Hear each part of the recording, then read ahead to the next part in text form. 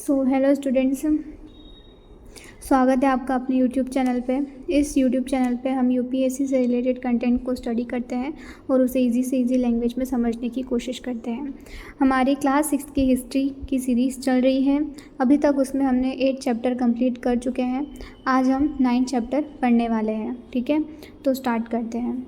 इस चैप्टर में हम नए एम्पायर्स और नए किंगडम के बारे में देखेंगे। अभी तक हमने बहुत सारे एम्पायर किंगडम्स के बारे में देख चुके हैं, डायनेस्टीज़ के बारे में देखा है, लेकिन आज हम जो है वो नए उनके बाद में जो किंगडम जो एम्पायर आए उनके बारे में देखेंगे। तो इस चैप्टर में मेनली हमें हर्षवर्धन के बारे में, समुद्रगुप्त के बारे में और कुछ चालुक्य, पल्लव्स, इनके बारे में भी थोड़ा बहुत देखेंगे। देखो, स्टार्ट होता है ये चैप्टर समुद्रगुप्त से। ठीक है, समुद्रगुप्त एक फेमस रूलर है। कौन सी डायनेस्टी के?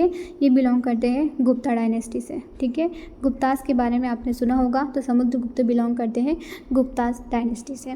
इनके बारे में हमें इंस्क्रिप्शन के थ्रू पता चलता है। ठीक है, इंस्क्रिप्शन के थ्रू हमें पता चलता है। जो इंस्क्रिप्शन अशोकन पिलर पे मिला है इलाहाबाद में अशोकन पिलर है, उसके ऊपर इंस्क्रिप्शन है, उससे हमें समुद्रगुप्त के बारे में पता चलता है, उनके किंगडम के बारे में, उनके रूल के बारे में हमें पता चलता है अशोकन पिलर के इंस्क्रिप्शन से, जो कि इलाहाबाद में है। राइट, और बाकी की चीज़ें जो हैं वो हरिसेना के जो कंपोज किए गए काव्य हैं उनसे पता चलती है। हरिसेना जो है वो कोर्ट पोएट है और मिनिस्टर भी थे समुद्रगुप्त के कोर्ट में। ठीक है, हरिसेना कौन थे? पोएट और मिनिस्टर। हरिसेना कौन थे? पोएट और मिनिस्टर समुद्रगुप्त के कोर्ट में। ठीक है, देखो आगे बात करते हैं। इन्होंने, हरिसेना ने बहुत सारी कंपोज किया है, काव्य और प्रशस्ति लिखी है समुद्रगुप्त के बारे में। प्रशस्ति, अब प्रशस्ति तुम्हारे मन में आया हो, प्रशस्ति क्या है? देखो, प्रशस्ति एक संस्कृत वर्ड है जिसका मतलब होता है इन प्रेज। किसी की प्रशंसा में कुछ लिखा गया हो तो उसे प्रशस्ति बोला जाता है। ठीक है, कि किसी की तारीफ में कुछ लिख दिया। इसी तरीके से समुद्रगुप्त की प्रशंसा में हरिसेना ने जो लिखा उसे प्रशस्ति कहते हैं। ठीक है, उसे प्रशस्ति कहते हैं। देखो, इस प्रशस्ति में क्या लिखा जाता था कि हम किसी के प्रेस में, किसी की प्रशंसा में क्या क्या लिख रहे हैं, उनकी विक्ट्री, कि उन्होंने कौन कौन सी वार लड़ी और उनमें उनको जीत हासिल हुई। दूसरा, उन्हें इतना प्रशस्ति में इतना डिस्क्राइब कर दिया, इतनी प्रशंसा कर दी कि उन्हें गॉड के इक्वल कर दिया। ठीक है, तो हरिसेना की जो प्रशस्ति है उसमें मेनली समुद्रगुप्त का इतना ज़्यादा जो है वो प्रेस किया गया है, इतना ज़्यादा उन्हें जो है एक उनकी प्रशंसा की गई है कि उन्हें इक्वल कर दिया है गॉड के। ठीक है, देखो आगे आपको देखने को मिलेगी ये प्रशस्ति लिखी गई है हरिसेना के द्वारा। पढ़ लेना, समुद्रगुप्त की प्रशंसा में जो जो चीज़ें लिखी गई हैं वो नॉट रिलेवेंट फॉर यूपीएससी। ठीक है, आगे बट ये याद रखना कि प्रशस्ति क्या होती है। ठीक है, ये टर्म्स जो है वो हमें याद रखने की बहुत ज़्यादा ज़रूरत है। बाकी जो है हरिसेना डिस्क्राइब करते हैं, मतलब कि बहुत सारी इन्फॉर्मेशन हमें मिलती है हरिसेना की प्रशस्ति से। हरिसेना ही बताते हैं कि 4 तरह के रूलर्स हुआ करते थे समुद्रगुप्त के समय पे। ठीक है, और जो उनकी पॉलिसीज़ थी वो क्या थी उनके टुवर्ड, वो भी उन्होंने डिस्क्राइब की है प्रशस्ति में। ठीक है, 4 अलग अलग तरह के रूलर्स हुआ करते थे और वो उनके बारे में बताते हैं इसमें। एक जो पहला आता है आर्यवर्त के रूलर, दूसरे आते हैं दक्षिणपथ के रूलर, तीसरे आते हैं इनर सर्कल नेबरिंग स्टेट्स और चौथे आउटसाइड के आउटलाइन एरियाज़ के रूलर्स जो हैं वो। आर्यवर्त के रूलर्स जो थे वो, मतलब आगे मैप मिलेगा आपको, उसमें ग्रीन कलर का, ग्रीन डॉट से जो शेडेड पार्ट है उससे बोला गया है आर्यवर्त के रूलर्स। ठीक है, इनमें जो भी रूलर्स देखने को मिलेंगे वो समुद्रगुप्त के एम्पायर के हैं। ठीक है, बोला गया है कि जो एरिया ग्रीन कलर से शेडेड है मैप में वो, एंड देयर आर 9 इसमें जो है वो 9 रूलर्स थे who were uprooted and their kingdom were made a part of Samudragupta empire. और उनका जो किंगडम, उन 9 रूलर्स का जो किंगडम है वो मिलके समुद्रगुप्त का एम्पायर बनाते थे। ठीक है, इनको आर्यवर्त के रूलर्स कहा जाता था। समझ में आई बात? और आर्यवर्त के रूलर्स में 9 रूलर्स थे। ठीक है, 9 राजा हुआ करते थे। अब आगे दूसरे तरीके के रूलर्स की उन्होंने बात की है, वो दक्षिणपथ के थे, दक्षिणपथ के राजा थे। इनमें 12 राजा शामिल हैं। ठीक है, आर्यवर्त के राजाओं में 9 राजा हैं और दक्षिण पथ के राजाओं में 12 राजा हैं। ठीक है, 12 रूलर्स हैं। ये जो है उनकी कैपिटल के साथ में भी आपको देखने को मिलेगा। और इन्होंने समुद्रगुप्त को सरेंडर किया आफ्टर डिफीट, मतलब जब उनकी हार हो गई, जब समुद्रगुप्त ने इनके साथ में वॉर लड़ी और जब इनकी हार हो जाती है दक्षिण पथ के रूलर्स की, तो सरेंडर करते हैं। तो इन्हें इस वजह से ये सेकेंड काइंड के कैटेगरी में आते हैं। ये है दक्षिण पथ के रूलर्स, इनमें 12 रूलर्स है टोटल। अब तीसरी काइंड की जो कैटेगरी है उसमें आते हैं inner circle of neighbouring states. इसका मतलब क्या है, देखो इसमें आते हैं असम, कोस्टल बंगाल, नेपाल और कुछ गण संघ के जो रूलर्स थे वो इन द नॉर्थ वेस्ट में, जो पर्पल में मार्क है, वो ट्रिब्यूट्स लेके आते थे या फिर जो समुद्रगुप्त के ऑर्डर्स को फॉलो करते थे और उनके कोर्ट को अटेंड करते थे। ये वो रूलर्स थे जो उनको फॉलो करते थे समुद्रगुप्त को। ठीक है, ये inner circle of neighbouring state, जो हमारे समुद्रगुप्त के एम्पायर का जो नेबरिंग स्टेट हुआ करता होगा उसके अंदर वाला जो पार्ट है, जो रूलर्स होते थे वो ये रूलर्स है। कहाँ के, असम के, कोस्टल बंगाल, नेपाल के और कुछ गण संघ के ये हुआ करते थे। चौथे नंबर के जो रूलर्स हुआ करते थे वो आउटलाइंग एरियाज़ के रूलर्स थे, जैसे कि आपको कुशान्स है, ठीक है, कुछ शाकाज है, ठीक है, और श्रीलंका के जो रूलर्स थे वो भी क्या करते थे, submitted to him and offer daughters in marriage. ठीक है, उन्होंने अपना जो है डॉटर्स की मैरिज शायद समुद्रगुप्त के साथ में करवाई होगी। इस वजह से ये आउटलाइन एरियाज़ के, मतलब कि जो समुद्रगुप्त के रीजन के बाहर वाला जो एरिया है वहाँ से ये बिलोंग करते थे। ठीक है, इनमें कुशानास भी है, इसमें साकास भी है, श्रीलंका के रूलर भी बिलोंग करते हैं। ठीक है, नेक्स्ट देखो, अब मैंने जो बताया आपको कि थानेसर, और इसमें हमने अलग अलग रूलर्स देखे, आर्यवर्त के देखे, हमने दक्षिण पथ के देखे, और हमने जो है वो आउटलाइन के और इनर एरियाज़ के रूलर्स देखे। और उन्होंने जो डॉट का बताया गया था, जैसे कि इसमें बताया गया था कि जो ग्रीन में जो डॉट है वो आर्यवर्त के रूलर्स की है, जैसे कि ग्रीन वाला जो एरिया है वो कौन से हैं, आर्यवर्त के रूलर्स है। ठीक है, फिर बाद में उन्होंने दक्षिण पथ के रूलर्स के बारे में भी बताया है। रेड डॉट का बारे में जब उन्होंने बताया तो वो है दक्षिण पथ के रूलर्स। ठीक है, ये सारे जो है वो दक्षिण पथ के रूलर्स जो थे वो यहाँ पे एग्जिस्ट करते थे, और जो आर्यवर्त के थे वो इस ग्रीन एरिया में है। ठीक है, और ये जो एरिया है पिंक वाला, ये एरिया जो है वो इनर नेबरिंग स्टेट्स का है, और जो ब्लू वाला है वो मतलब कि आउटलाइन एरिया का है, जो कि ब्लू में है। ठीक है, तो ये तुम्हें पता होना चाहिए। दूसरा बात करते हैं कि चलो समुद्रगुप्त की प्रशस्ति की हमने देख ली कि उसमें बहुत बड़ा चढ़ा के प्रशंसा की गई है समुद्रगुप्त की हरिसेना के द्वारा, लेकिन पर्टिकुलर समुद्रगुप्त कौन था, हमें ये पता है कि ये गुप्ता रूलर्स है। ठीक है, पावरफुल रूलर है, इंपॉर्टेंट है, इंस्क्रिप्शन के थ्रू हमें पता चलता है। लेकिन इनका फैमिली बैकग्राउंड देख लेते हैं थोड़ा सा। देखो, इनकी मदर जो थी वो कुमारा देवी थी, लिच्छावी गणा से बिलोंग करती थी, लिच्छावी गणा की फैमिली से बिलोंग करती थी। बल्कि जो इनके फादर थे वो चंद्रगुप्त थे, जो कि पहले गुप्ता रूलर्स हुआ करते थे। ठीक है, पहले जिन्होंने फाउंडेशन इस गुप्ता एम्पायर की रखी वो थे चंद्रगुप्त। ठीक है, इनके फादर, समुद्रगुप्त के फादर चंद्रगुप्त ने गुप्ता एम्पायर की फाउंडेशन रखी, और ये फर्स्ट रूलर थे, फाउंडेशन का तो नहीं कह सकते लेकिन फर्स्ट रूलर थे गुप्ता डायनेस्टी के। ठीक है, और इन्हें टाइटल भी मिला हुआ था महाराजा धीराज का, और समुद्रगुप्त को टाइटल मिला था महाराजा का। ठीक है, आगे बात करते हैं। और ये भी इम्पोर्टेंट है कि जो चंद्रगुप्त सेकंड है, ठीक है, चंद्रगुप्त सेकंड है वो ही इज़ चंद्रगुप्त है फादर समुद्रगुप्त के, और समुद्रगुप्त के जो सन होंगे वो होंगे चंद्रगुप्त सेकंड। ठीक है, तो चंद्रगुप्त सेकंड कौन है, समुद्रगुप्त के सन है ये। और जब एरा शुरू होता है 58 BCE का, मतलब कि 0 से 58 ईयर्स पहले की बात हो रही है, तो 58 BCE का जो टाइम पीरियड था उस टाइम पीरियड पे ये एसोसिएट थे Gupta king associated with Gupta king. क्यों एसोसिएटेड है, 58 BC की बात यहाँ पे क्यों चल रही है, क्योंकि चंद्रगुप्त सेकंड जो थे उन्होंने विक्रम संवत की शुरुआत की थी। विक्रम संवत जो एरा शुरू होता है, विक्रम संवत का जो एरा है वो शुरू कब होता है? 58 BCE में, ठीक है, ट्रेडिशनली। और वो एसोसिएटेड किससे है? वो चंद्रगुप्त सेकंड से एसोसिएटेड है। चंद्रगुप्त सेकंड से एसोसिएटेड क्यों है? क्योंकि चंद्रगुप्त सेकंड ने शाकास जो थे उनको, उनके ऊपर विजय प्राप्त की थी और उनको टाइटल मिला था विक्रमादित्य का। किसे? विक्रमादित्य का टाइटल मिला था चंद्रगुप्त सेकंड को, क्योंकि उन्होंने शाकास जो थे उनके ऊपर विजय प्राप्त की थी, इस वजह से उन्हें विक्रमादित्य का टाइटल मिला था। और जो एरा है विक्रम संवत का 58 BCE से जो स्टार्ट करता है वो भी इन्हीं से एसोसिएटेड है, ठीक है, गुप्ता से एसोसिएटेड है, चंद्रगुप्त सेकंड से। चंद्रगुप्त के जो सन है वो है समुद्रगुप्त, समुद्रगुप्त के सन जो है वो चंद्रगुप्त सेकंड, ठीक है। आगे देखो, ये भी बहुत ज़्यादा इम्पॉर्टेंट है कि इनके जो सन है समुद्रगुप्त के सन जो है वो चंद्रगुप्त सेकंड, और इनका जो कोर्ट था वो पूरी तरीके से लर्न मैन, मतलब कि बहुत बुद्धिमान जो लोग इनके कोर्ट में हुआ करते थे, ठीक है।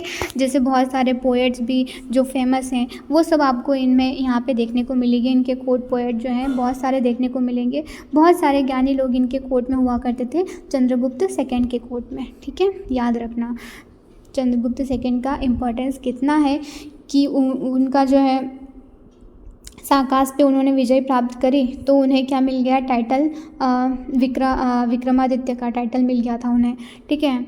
और साथ में उनके कोर्ट में बहुत सारे जो है बुद्धिजीवी लोग हुआ करते थे। अब हर्षवर्धन की बात कर लेते हैं। अभी तक हमने समुद्रगुप्त की बात की, चंद्रगुप्त, फिर समुद्रगुप्त, फिर चंद्रगुप्त सेकंड। अब हर्षवर्धन का क्या बैकग्राउंड है देख लेते हैं। हर्षवर्धन हुए 1400 साल पहले, ठीक है। 1400 साल पहले इनका रूल हुआ करता था। इनके कोर्ट पोएट थे बाणभट्ट। जैसे समुद्रगुप्त के कोर्ट पोएट थे हरिसेना, उसी तरीके से इनके जो कोर्ट पोएट थे वो बाणभट्ट थे। बाणभट्ट ने लिखी है हर्षचरिता। क्या लिखी है? हर्षचरिता लिखी है। हर्षवर्धन के कोर्ट में शुआंगजेंग ने बहुत ज़्यादा टाइम स्पेंड किया है और उनके जो पूरी डिटेल दी है उनके किंगडम के, उनके एम्पायर के बारे में कि उनका एम्पायर किस तरीके से हुआ करता था, उनका हर्षवर्धन का एडमिनिस्ट्रेशन कैसा था। तो हमें शुआंगजेंग ने भी बहुत सारी जो है चीज़ें प्रोवाइड करवाई हैं उनके बारे में, हर्षवर्धन के बारे में। जैसे समुद्रगुप्त के बारे में हमें इंस्क्रिप्शन के थ्रू या फिर हरिसेना के थ्रू पता चलता है। इसी तरीके से हर्षवर्धन का भी हमें उनके कोर्ट पोएट बाणभट्ट से और शुआंगजेंग से पता चलता है, जो कि एक पिलग्रिम है चाइनीज़, ठीक है। उन्होंने बहुत ज़्यादा स्पेंड किया टाइम अपना हर्ष के कोर्ट में। ये हर्षवर्धन जो है वो करीबन 1400 साल पहले इनका किंगडम एस्टेब्लिश हुआ, मतलब कि ये एग्जिस्ट करते थे 1400 साल पहले, ठीक है। बाणभट्ट ने लिखी है इनके लिए हर्षचरिता, ठीक है। जिस तरीके से हरिसेना समुद्रगुप्त के लिए प्रशस्ति लिखते थे, उसी तरीके से बाणभट्ट ने हर्षवर्धन के लिए हर्षचरिता लिखी है। ये उनकी बायोग्राफी है, ना कि प्रशस्ति, ठीक है। तो इन दो चीज़ों से हमें पता चलता है हर्षवर्धन के बारे में। अब आगे बात करते हैं। देखो, हर्ष जो है वो एल्डेस्ट सन नहीं है उनके फादर के, मतलब कि पर्टिकुलरली हमने अभी तक देखा है कि क्या हुआ करता था किंगडम में कि जो राजा है उनका बड़ा बेटा जो है वो एल्डर सन जो है वो क्या बनता था? राजा बनता था। लेकिन he was not the eldest son उनके फादर के, बल्कि किंग ऑफ थानेसर, ये सिर्फ एक थानेसर जो है उनके किंग हुआ करते थे, थानेसर किंगडम के किंग हुआ करते थे सिर्फ ये। बट जब इनके बड़े जो ब्रदर हैं उनकी डेथ हो जाती है तो इनके जो ब्रदर इन लॉ जो थे वॉज रूलर ऑफ कन्नौज। वो उस टाइम पे कन्नौज के रूलर थे और he was killed by the ruler of Bengal, और उनको भी बंगाल के रूलर ने मार दिया, ठीक है, इनके ब्रदर इन लॉ को भी। तो हर्ष ने पूरा किंगडम जो है अपने अंडर में ले लिया, कन्नौज का भी, और फिर उन्होंने आर्मी भेजी बंगाल के रूलर के अगेंस्ट में, ठीक है। तो इस वजह से, क्योंकि इनके एल्डर ब्रदर की भी डेथ हो गई, इनके जो ब्रदर इन लॉ थे उनकी भी डेथ हो गई, और इसकी वजह से उन्हें जो है पूरा किंगडम अपने अंडर में लेना पड़ा, और फिर वो अपना किंगडम जो है उसको बोल सकते हैं एडमिनिस्टर करना पड़ा। आगे देखते हैं।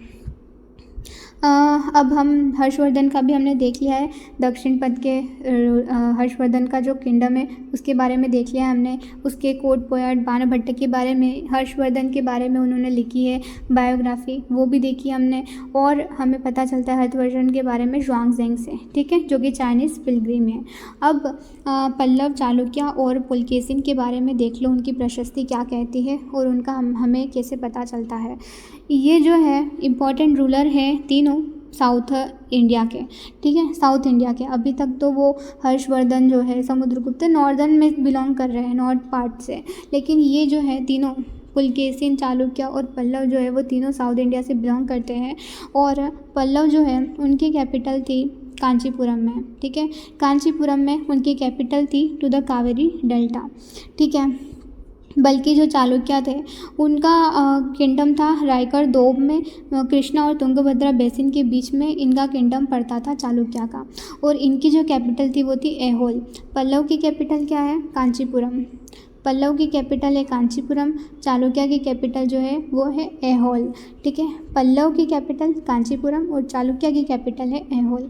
पल्लव का किंगडम जो है वो कावेरी डेल्टा के आसपास तक सीमित है, और चालुक्य का किंगडम जो है वो तुंगभद्रा और कृष्णा रिवर के आसपास में लोकेटेड है, मतलब उनके बीच में लोकेटेड, तुंगभद्रा और कृष्णा के दोनों रिवर के बीच में लोकेटेड है चालुक्य का किंगडम, और पल्लव का किंगडम कावेरी डेल्टा के आसपास में है। इनकी कैपिटल कांचीपुरम है, चालुक्य की कैपिटल ऐहोल है, ठीक है। ये बहुत ज़्यादा इंपॉर्टेंट याद रखने की ज़रूरत है। अब बहुत अच्छे चालुक्य रूलर जो अभी तक इनका नाम बार बार आता है या फिर इनको बहुत ज़्यादा इम्पोर्टेंस दी गई है वो है Pulakeshin second. Important Chalukya ruler है।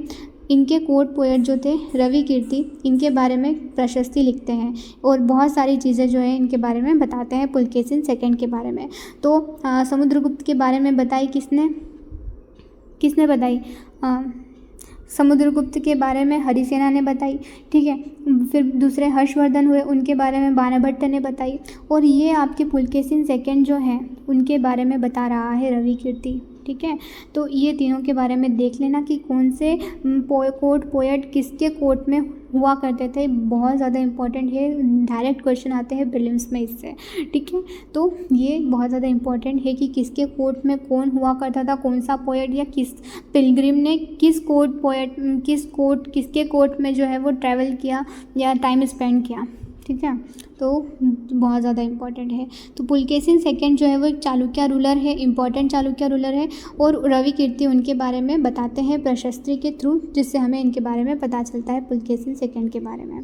देखो रवि कीर्ति के अकॉर्डिंग क्या हुआ करता था कि उन्होंने पुलकेशिन सेकेंड ने जो है अपना किंगडम का एक्सपेंडिशन किया था वेस्ट में भी और ईस्ट कोस्ट में भी, दोनों तरफ, और बाकी कुछ चीज़ें लिखी गई हैं कि इन्होंने किसको हराया था, ठीक है, वो सब भी चीज़ें कि पुलकेशिन सेकेंड ने शायद जो हर्षवर्धन है उनको भी डिफीट किया था एक समय पे, तो उनके बारे में भी है ये, but that is not for our exam purpose, ठीक है, ये डिस्कशन इज़ नॉट आवर। आगे देखते हैं।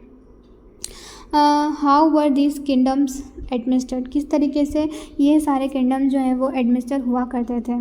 तो इसमें कुछ टर्म्स दी गई हैं, वो देख लो कि महादंड नायक का मतलब क्या है, व्हाट इज़ दिस मीन, कि मोस्ट इम्पॉर्टेंट एडमिनिस्ट्रेटिव पोस्ट जो है वो हेरिडेटरी हुआ करती थी। हेरिडेटरी मतलब कि अभी तक तो राजा का बेटा राजा, ठीक है, वो हुआ करता, लेकिन अब जो भी पोस्ट है, जो भी प्रोफेशन है, उनमें भी जो इम्पोर्टेंट प्रोफेशंस जो हैं, जो एडमिनिस्ट्रेटिव पोस्ट होती थी वो भी हेरिडेटरी हुआ करती थी। इसका मतलब है कि सन जो है वो सक्सीड करेगा उनके फादर के बाद में उस पोस्ट को। तो जो पोएट हरिसेना हुआ करता था वो महादंड नायक भी था, चीफ जुडिशियल ऑफिसर भी था, ठीक है, मतलब महादंड नायक को ही बोला जाता है चीफ जुडिशियल ऑफिसर, याद रखना।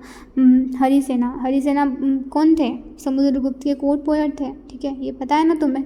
कोर्ट पोएट होने के साथ में मिनिस्टर भी थे और चीफ जुडिशियल ऑफिसर भी थे, जिसको महादंड नायक कहा जाता है। ये क्वेश्चन आ सकता है इन प्रीलिम्स की, महादंड नायक किसे कहते हैं, कि चीफ जुडिशियल ऑफिसर को कहते हैं। दूसरा, अब देखो कि एक पर्सन जो है वो बहुत सारे ऑफिस होल्ड करता था, कि ऐसा हुआ करता था कि एक पर्सन जो है बहुत सारी चीज़ें संभाल रहा है।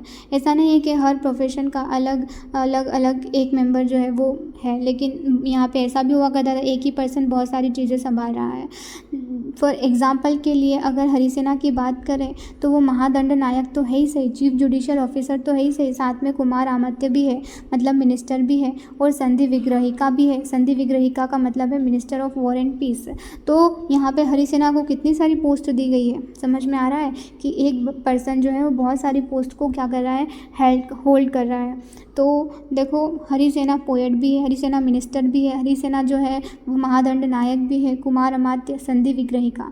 और ये बहुत ज़्यादा इम्पॉर्टेंट है, वो ये सब है, वो सब तो ठीक है, लेकिन इसका मतलब क्या होता है, महादंड नायक का चीफ जुडिशियल ऑफिसर, कुमार अमात्य का क्या मतलब होता है, इम्पॉर्टेंट मिनिस्टर, और संधि विग्रहिका का क्या मतलब होता है, वॉर एंड पीस का जो मिनिस्टर होता है उसे संधि विग्रहिका कहा जाता है। दूसरा बोला जाए कि अब यहाँ पे इम्पोर्टेंट मेन होते थे प्रोबेबली हैड अस से इन लोकल एडमिनिस्ट्रेशन। लोकल एडमिनिस्ट्रेशन के लिए भी कुछ लोग हुआ करते थे, इम्पॉर्टेंट पर्सन्स हुआ करते, जैसे कि नगर श्रेष्ठी, जिसे चीफ बैंकर या मर्चेंट कहा जाता है। तो नगर श्रेष्ठी किसे कहा जाता है, चीफ बैंकर या मर्चेंट। चीफ बैंकर या मर्चेंट को नगर श्रेष्ठी कहा जाता था। और कुछ एक और टर्म है सार्थवाह, प्रथम कुलीमा और कायस्थ। कायस्थ जो है वो स्क्राइब हुआ करते थे, जैसे कि मेरे पास में एक पेज है, उस पर कुछ लिखा हुआ है, ठीक है, उसको मुझे कॉपी करना है, एक और पेज में सेम टू सेम उतारना है, ठीक है। तो इसे वो जो कॉपी कर रहा है उसे स्क्राइब कहा जाता था, जिसे कायस्थ कहते हैं, ठीक है, क्या कायस्थ कहते हैं। और सार्थवाह जिसे लीडर ऑफ मर्चेंट कारवा, ठीक है, ये लीडर हुआ कर मर्चेंट कारवा के लीडर हुआ करते थे सार्थवाह। और प्रथम कुलीमा जो है वो चीफ क्राफ्टमैन हुआ करते थे, ठीक है। तो ये टर्म्स याद रखना कि कौन क्या है। अब नए काइंड ऑफ आर्मी, किस तरीके से नई काइंड अलग तरीके की आर्मी यहाँ पे शुरू होती है। देखो अब ये लोग जो हैं वो बहुत वेल ऑर्गेनाइज्ड आर्मी मेंटेन करने लग गए हैं, जिसमें एलिफेंट भी है, जिसमें चैरियट भी है, कावलरी है, फुट सोल्जर्स भी हैं, ठीक है। तो सब लोग यहाँ पे सम्मिलित हैं, एलिफेंट के साथ में, चैरियट के साथ में, कावलरी, फुट सोल्जर्स भी हैं। तो इस तरीके से यहाँ पे आर्मी बहुत ज़्यादा वेल डेवलप्ड हो गई है। एक मिलिट्री लीडर हुआ करता था इनका, जो कि किंग को सारे ट्रूप्स प्रोवाइड करवाता था जब भी उसे इनकी ज़रूरत होती थी। उसका नाम था सामंत, जो कलेक्ट भी करता था टैक्स भी, किंग को आर्मी भी प्रोवाइड करवाता था।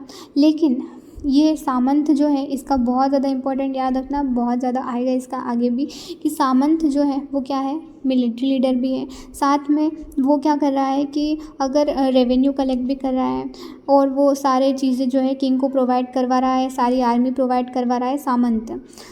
बट सामंत एक और काम करता है कि जब भी रूलर वीक होता है सामंत से, तो सामंत क्या करता है, इंडिपेंडेंट होने की कोशिश करता है, उस रूलर की जगह लेने की कोशिश करता है सामंत, ठीक है। तो ये भी हुआ करता था ऐसा भी। देखो इसमें क्या है कि असेंबली साउदर्न किंगडम में किस तरीके से हुआ करती थी। अभी तो हमने वो सामंत आर्मी का देखा, एडमिनिस्ट्रेशन आर्मी देख लिया कि एडमिनिस्ट्रेशन अच्छा है, आर्मी वेल डेवलप्ड हो गई, सब चीज़ें उसमें अवेलेबल है, ठीक है, सामंत भी है उसमें। अब असेंबली किस तरीके की है, वो भी साउदर्न किंगडम में। साउदर्न किंगडम में असेंबली किस तरीके, देखो उर जो है उसका मतलब है विलेज असेंबली, ठीक है। दूसरा है नगरम, जो कि ऑर्गेनाइजेशन है मर्चेंट की, मर्चेंट ऑर्गेनाइजेशन को कहा जाता है नगरम। तो जो विलेज असेंबली हुआ करती थी बहुत सारे एरिया में हमें मिली, जहाँ पे लैंड ओनर ब्राह्मण्स नहीं हुआ करते थे। ये बात इसलिए लिखी गई है कि जो ज़्यादातर साउदर्न किंगडम में क्या हुआ करता था कि जो लैंड ओनर हुआ करता था कि ज़मीन जो हुआ करती थी वो ब्राह्मण को गिफ्ट कर दी जाती थी रूलर के द्वारा, किंग के द्वारा। जितनी भी ज़मीन हुआ करती थी या किंग जो भी गिफ्ट देना चाहता था ब्राह्मण को, वो ज़्यादातर उनको लैंड देता था, ठीक है। बट ये उर ऐसी विलेज असेंबली थी जहाँ पे ब्राह्मण्स उस लैंड ओनर नहीं थे, ठीक है। नगरम का मतलब मर्चेंट के एसोसिएशन हुआ करते थे, ठीक है। बस याद रखना टर्म्स, बाकी तो कुछ भी रिलेवेंट नहीं है, बस टर्म्स इंपॉर्टेंट है, इस टर्म्स का क्या मतलब है, ठीक है। नगरम मर्चेंट की एसोसिएशन है और उर विलेज असेंबली को कहा जाता है। दूसरा, अब कालिदास के बारे में देख लेते हैं थोड़ा बहुत, क्योंकि ये कोर्ट पोएट है, किसके, चंद्रगुप्त सेकंड के कोर्ट पोएट है शायद ये, जहाँ तक मुझे याद है, आगे आप चेक कर लेना। देखो कालिदास उनके प्लेस लिखे उन्होंने जो किंग के कोर्ट को डिपिक्ट करते हैं। अभिज्ञान शकुंतलम ये किसकी रचना है? कालिदास की। क्वेश्चन आ सकता है, फिल इन द उसमें आ सकता है, मैच द कॉलम में। अभी प्रीलिम्स में क्वेश्चन नहीं पूछ रहा है यूपीएससी इस तरीके के, लेकिन प्रीवियस ईयर पूछ चुका है, ठीक है। तो याद रखना कि कालिदास जो है वो उनकी ये रचना है, अभिज्ञान शकुंतलम उनका प्ले है, ठीक है। इसमें किसकी बात हुई है? इसमें जो है एक लव स्टोरी है ये दुष्यंत और शकुंतला की, ठीक है। अभिज्ञान शकुंतलम किसने लिखी है? कालिदास ने लिखी है, और इसमें दुष्यंत और शकुंतला की लव स्टोरी के बारे में बात हुई है। आगे ये स्टोरी हमारे लिए इम्पोर्टेंट नहीं है, ठीक है। फिर जो चाइनीज़ पिलग्रिम है फाहियान, वो भी इनके किंगडम में विज़िट क्या होगा, ठीक है। समुद्रगुप्त हो गया, हर्षवर्धन हो गया, ठीक है। बाकी दूसरे हैं जैसे पुलकेशिन है या फिर पल्लव है, चालुक्य है। तो फाहियान भी ये बताता है अपने जो उसने जो लिखा है वो सब ऑब्जर्व करके कि अनटचेबल जैसा कुछ वहाँ पे ट्रीटमेंट हुआ करता था लोगों के साथ में, ठीक है। वो तो हमें पता ही है कि पुरानी जो सोसाइटी हुआ करती थी वहाँ पे ये अनटचेबिलिटी तो चलती ही थी, वहाँ पे कॉमन प्रैक्टिस हुआ करती थी उस टाइम की। तो that's not the big deal, ठीक है। जैसे अर्थशास्त्र में बताया कि वुमन के साथ में अच्छा ट्रीटमेंट नहीं होता था, तो that is the obvious thing कि हमें पता है कि प्रीवियस सालों में जब पुराना समय हुआ करता था उस समय ऐसी ही सिचुएशन एग्जिस्ट करती थी। नाउ आगे ये भी हमारे लिए इम्पोर्टेंट नहीं है। चैप्टर तो ख़त्म हो गया है, लेकिन इसके लास्ट में हम इम्पोर्टेंट डेट्स की बात करते हैं, जैसे कि गुप्ता का बिगिनिंग कब होता है, शुरुआत, और हर्षवर्धन का रूल कब हुआ। गुप्ता का बिगिनिंग होता है 1700 साल पहले। कब? 1700 साल पहले आए थे ये, और हर्षवर्धन आया था 1400 साल पहले। अभी तक हमने बहुत सारे किंग की बात की है। 3000 से हमने स्टार्ट किया था, फिर 2500 पे गए, फिर 2300 पे गए, ठीक है, और फिर अभी हम 1700 पे आए और 1400 पे आए, ठीक है। तो अलग अलग रूलर इस टाइम पीरियड में हुआ करते थे। दैट इज़ क्रोनोलॉजी बहुत मैटर करती है यूपीएससी में अगर प्रीलिम्स के क्वेश्चन को सॉल्व करना है तो। मेंस की बात नहीं हो रही है यहाँ पे, क्योंकि मेंस में तो आर्ट और कल्चर आएगा, लेकिन जो हमारी एंशिएंट हिस्ट्री है या फिर ये जो बेसिक चीज़ें जो हैं हमें पता होनी चाहिए प्रीलिम्स के अकॉर्डिंग, प्रीलिम्स के लिए, ठीक है।